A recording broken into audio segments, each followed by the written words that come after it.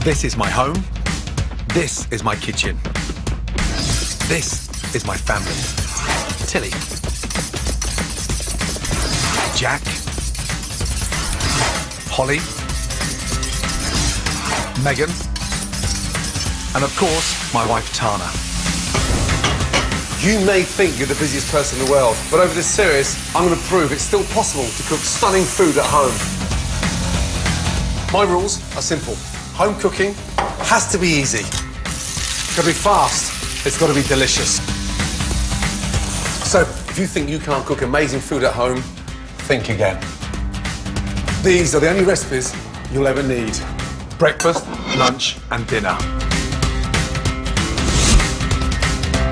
Great home cooking is built around classic dishes. Everyone's got their favourites, from super simple breakfast to traditional Sunday roast. The secret is not to let your classics go stale. Make sure you keep your cooking exciting by tweaking and adapting it.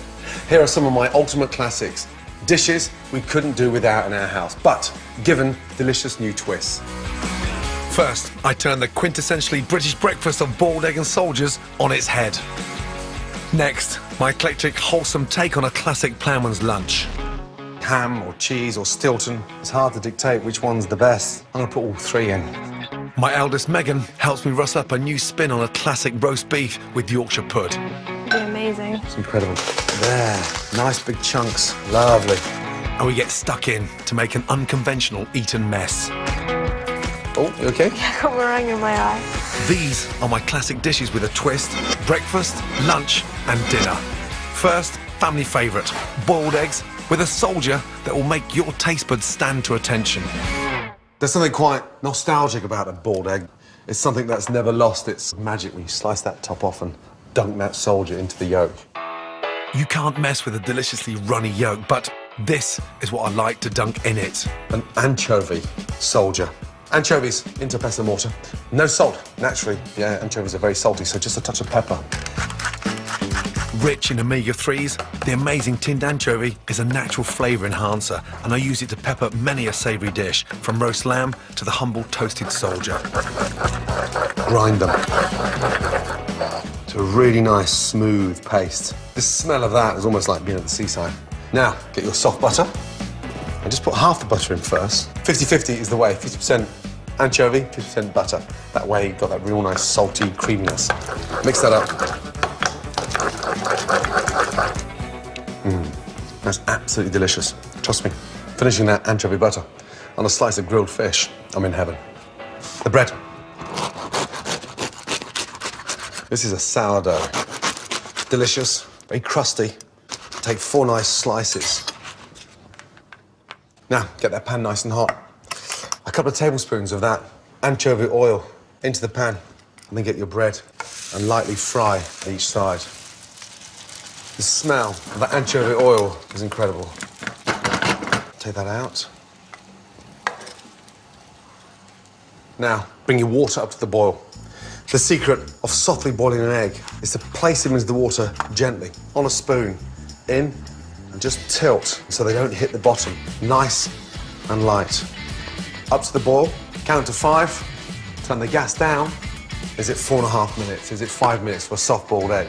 I've cooked thousands of them, and every time it's 4.5 minutes. Whilst that's boiling, get your bread and spread that on there. That is incredible. Chopped parsley brings that kind of freshness. Goes brilliantly well with the anchovies. Hear that crunch on. And sorry, but I can't resist. Oh my God. Right, gas off. 1, beauty in. 2, I feel like a 5-year-old again. This is that moment when you open the vault and that little magic inside is all yours. It's a great twist on a great classic. Wow.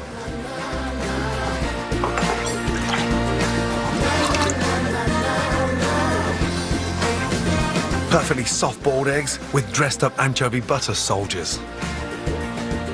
Who would have thought that egg and soldiers could be that delicious?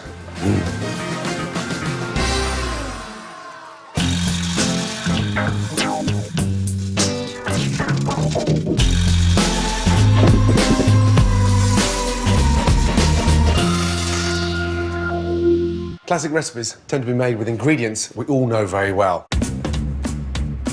But however familiar they are, it always pays to hunt out the very best.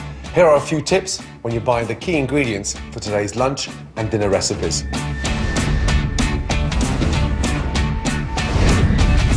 First off, what could be more classically British than the cheese that's been produced here since the 12th century? Cheddar.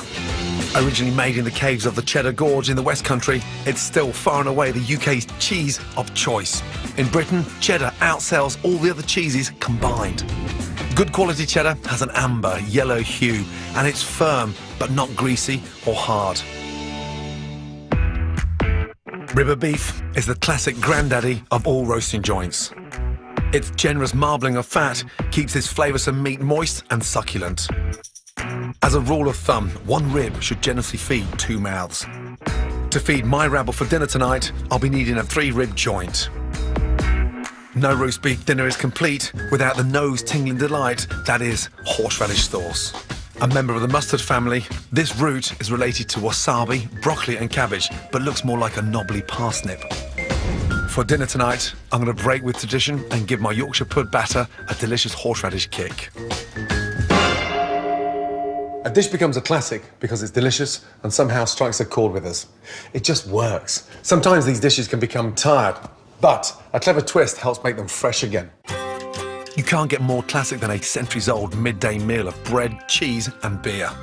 Reinvented and marketed by pubs as a ploughman's lunch in the 60s, I'm now giving it my 21st century take. Right, ploughman's with the most amazing but super simple beer-baked bread, hearty and full of flavour.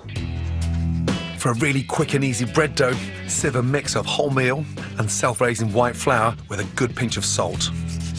Salt is really important in the bread. It's the first thing I do once I've cracked it and smelt. You want to smell that salt baked throughout. Beer in, about 250 mils of beer. And the reason why this recipe works so well is that the beer, it's got that yeast. So naturally, it's going to work beautifully. Give that a really good mix. I'm looking for the mixture to be quite wet. If the dough becomes too firm, then it's going to cook dry in the centre. Just as it starts to fall through the whisk. That is perfect. Beautiful. This mix will work really well as one large loaf, but I want to make my ploughman's a little bit more special. Small tins give it that kind of intimacy. And I quite like having my own little loaf. Give the moulds a really nice lining with butter. Make sure you butter the top. Now, tablespoon of flour. Dust inside the mould. That will stop your mixture sticking. Tap out any excess. 3/4 fill your little moulds. We're going to allow it to sort of rise just so it comes above the mould and forms this really nice miniature loaf. Onto the tray, centimetre apart. Into the oven, 25 to 30 minutes at 180. Something quite nice about the smell of home-baked bread in the kitchen. Delicious. No ploughman's is complete without pickled onions. Red onion is a lot sweeter, less harsh than a white onion. The early days of ploughman's, you've got those ghastly, sharp, pickled onions that make you almost cry when you're crunching them. I'm gonna lightly pickle my red onion. Just push your fingers through so you get these nice sort of onion rings. A little touch of salt, a little sprinkle of sugar, and then a couple of cloves in there. That gives it a really nice sort of perfume and sort of makes the pickling slightly more mellow. Red wine vinegar. Now, if you haven't got red wine vinegar, white wine vinegar is just as good, but red matches the red onion, so it goes hand in glove. A couple of tablespoons of vinegar. Just give that a really good mix. To speed up the pickling process, use a weight to put pressure on the onions. As the weight presses down on the onions, the clove, the salt, the sugar, the vinegar work their magic. And it comes out with a really nice, light, fragrant pickle. For my 21st century ploughman's, I'm creating an all-in-one salad and bringing the traditional elements together with a punchy dressing. A tablespoon of English mustard, a tablespoon of honey, a touch of salt and pepper, and finish off with white wine vinegar and olive oil. Now, generally, it's sort of 3 parts oil to 1 part vinegar. That's the sort of general base. You don't really think of a vinaigrette with a ploughman's, but this is a really nice sort of modern approach to a ploughman's. For my ploughman's salad, I'm using a mixture of robust and crunchy romaine lettuce and punchy watercress. If I was making a watercress soup, I'd use the stalks. But the stalks are a little bit bitter, so I just grab them like that, pinch them, and then twist. Very peppery, very hot, but so juicy. Watercress in, your celery, chop it nice and finely. It's the one thing that everybody leaves is that stick of celery, so scatter it amongst the salad. A bit of oomph and colour from some sliced radishes and sweetness from a thinly sliced apple. Whilst you're busy throwing your ploughman's salad together, do not forget about your beer bread. Before it comes out, I'm going to glaze the top with a little touch of milk. That'll put a really nice finish to the bread. Back in for the last 5 minutes. Now for the magic in the ploughman's. Generally, you'd see it as a ham or cheddar or Stilton ploughman's. It's hard to dictate which one's the best. So, for the ultimate ploughman's, I'm adding all three. For your cheddar, peel some nice shards of that delicious, creamy cheddar. Just get them dancing on top. The dressing, drizzle round in circles. And then finally, our delicious, lightly pickled onions. Give them a good squeeze. And look, just dot the onions around. Bread is ready. It's got that nice, yeasty smell. Warm, crusty, and delicious. And there you go. That is my classic, modern version of a traditional, stunning ploughman's. Wow. My delicious all-in-one ploughman's salad with individual beer bread loaves, updated for the 21st century. Next up is the ultimate roast beef dinner with a twist. This It'd be amazing. is incredible. And my eldest daughter, Megan, finds out it takes a bit of muscle to be a pro chef tosser. Nice, yeah? That was lovely. And again? Oh, I'm gonna drop done. it, see? I think a fantastic Sunday roast is the cornerstone of home cooking. It's what the rest of the week's meals are built around. And I absolutely love it. But that doesn't mean it can't be improved. To make the most out of my roast, my main course is the delicious stuffed roast rib of beef, complete with tangy horseradish Yorkshire puddings. But first, I'm enlisting the help of my eldest, 15-year-old Megan, to reinvent one of my all-time favourite classic desserts, Eton Mess Bomb. Right, Eton Mess. What's the one thing you love about Eton Mess? I love the meringues. Now, this is a Eton Mess with a twist. What's the twist in it compared to the normal one? We're going to freeze it. So it's almost like a sort of Eton Mess bomb. Wow. Yeah? Now, I'd like you to whisk the cream, please. Half the strawberries are going to go through the mix, and half the strawberries are going to be turned into a coulis. Strawberries in first. A little dusting of ice and sugar into the pan. And now the ice and sugar will withdraw the sweetness from the strawberries and start caramelising. So let me show you a nice quick way of whisking. The secret of whisking is like 10 seconds on and 10 seconds off. That way your arms don't get tired. Now, we'll take the cream to a 3/4 stage. What is a 3/4 mix? So we leave some sort of texture in the cream. And that's what we Okay. call 3/4 whip. When you've got a nice, soft peak. They're caramelised. There we go. We'll put a little touch of water in there. That'll help break down the sugar and turn that into a really nice strawberry liquid. Now, to get it really nice and fine, I'm going to blend it. On and blitz. Off. Okay, that's fine. And I want you to use the back of the spoon and push that through the sieve. Okay. Now, that way, you don't get those seeds. Smells so good. Love the smell. Nice. This is the exciting part. Wow. Hold on. Oh, Meg. Don't Megan. Right, now the meringue. With your fingers, just crush and flake the meringue into the cream. How big should I crush it, Dad? Or... Get it? There. Nice big chunks. Okay. Lovely. Oh, you okay? I got meringue in my eye. Damn. To make this dessert even easier, I often cheat by using good quality shop-bought meringues. A little taste. That's just cream and meringue.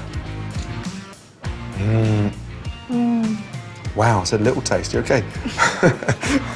Strawberries in next. A couple of spoons of the coulis. Now look at that now. To prepare the mould to transform the traditional Eton mess into a frozen bomb, form a triple layer of cling film. Adding water to the bowl will help the cling film stick. As I pour that in, I want you to spread it down Okay. at the bottom and push it down. Can you hear that crunch? Yeah, it's good meringue. All right. Now, fold the cling film over. Put that in the freezer, please. Megan, please. In the freezer she goes. Dessert done. Now for our main course with a twist. That is the ribeye.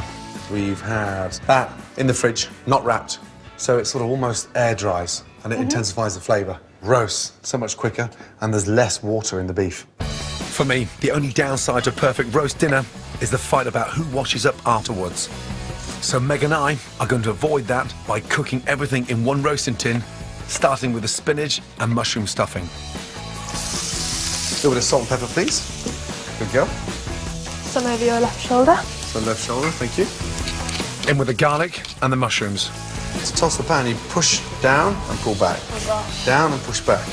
Off you go. Take your time. Push it down and flip back. Good. That's it. Push down.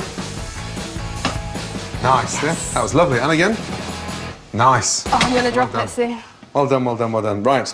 We're going to sort of make a little well. A little touch of butter in the middle. Now, I want you to start putting the spinach in the middle, please. So you can push that down. The spinach is cold, so you're not going to burn yourself. Be confident in the pan. Toss it, and you'll see it wilting and disintegrating away. Wow. Who would have thought all that spinach could fit in this pan? Because it's a very delicate leaf. It sort of cooks so quickly. Put this all on your board now. And then I just want you to go and give that a nice chop. Then when you're confident with one hand, I want you to pick up the other knife in the other hand. Chop it nicely. Good. Now, outside and come in gently. Good. Regroup. And take your time. Good. Right. Oh, I love that smell. What is that? Lemon thyme. Lemon thyme, that's right. So you get your little thyme stalks and you pull them down, you sort of strip the lemon thyme in. Now, tarragon, a little taste. Brilliant with the beef. Fantastic with chicken and fish. Roughly chop the tarragon, a nice sprinkling of fresh breadcrumbs. So the breadcrumbs almost sort of bring the stuffing together. Next, we're gonna get an egg yolk. Now with the beef, this is the exciting part. Slice with the bone, and then come inside and go 2/3 of the way down. Hold that open for Danny. Salt and pepper, and then look, we pack our stuffing in there. This Amazing. is incredible. Now, just gently hold that there like that, okay? Yeah. And I'll see you tomorrow. What? Tying string around the rib will keep it all together during roasting. Not too tight. If you tie it too tightly, what happens? The stuffing will come out. That's right. That's ready for roasting. But we're going to protect it and sit it on a trivet. So a trivet basically is almost like a sort of little bed. That's right. If you want to enjoy these delicious roast vegetables at their best, make sure you remove them from the hot oven after 35 minutes and reheat before serving with your beef. Now, a little mix for the top. A couple of teaspoons of mustard powder in salt, a couple of tablespoons of olive oil. Mix that in. I'm going to pour my mustard powder over the beef. So this forms a really nice glaze. My one-pot roast dinner goes into a hot oven 15 minutes at 230 degrees, then down to 170 degrees for another 2 hours. Beautiful.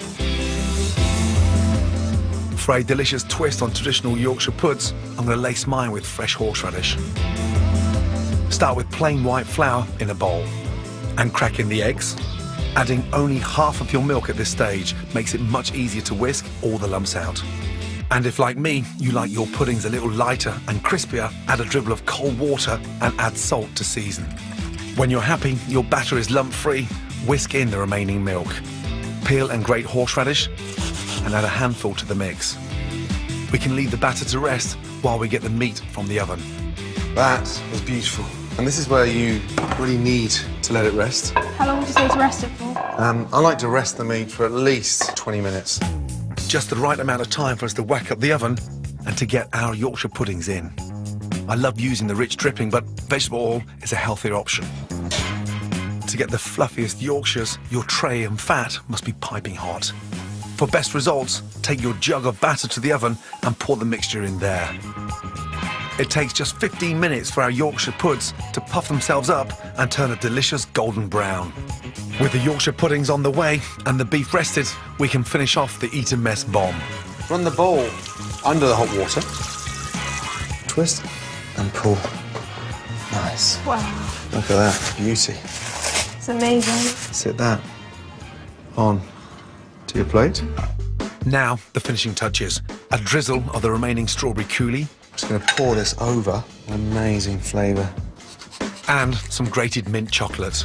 And that is a nice twist on a classic Eat and Mess. A delicious Eat and Mess bomb. Beautiful. Let's go, baby. Please don't drop that, Meg. Meg, please.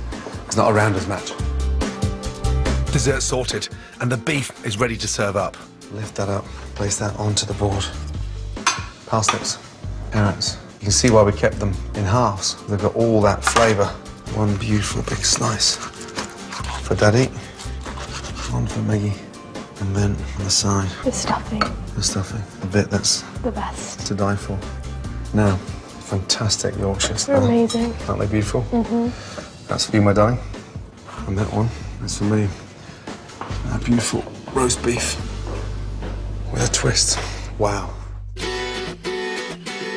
These are my ultimate classics with a twist. Juicy rib of beef with horseradish spiked Yorkshire puds, and scrummy Eat and Mess bomb topped with strawberry coulis and mint chocolate. With the younger kids out at friends, it's down to just me, Tana and Megan to get stuck in. That is a ribeye fit for a king. Wow. Wow. It's cooked beautifully. Thank you. Thank you. Explain to Mum what's in the stuffing, please, darling. The stuffing has mushrooms, lemon thyme, tarragon, and spinach. Favourite part, Meg? What do you enjoy? I really enjoy doing the stuffing. It's not as hard as it looks. Bon appetit, everyone. Lovely. To collect selected recipes from the show, go to my scrapbook at channel4.com/Gordon. Next time, my ultimate French food. It's the cuisine that kick-started my career. It's the smell of those grilled walnuts. That is beautiful. And I'll reveal the secret to French classics guaranteed to beguile your whole family. How cool is that? Magical. Tonight at 9:30, Greg Davies stars in our brand new comedy Man Down. He's lost his trousers, his dad's out to get man, he hates his job. Apart from that, he's okay. Next up, Jamie's 15-minute meals.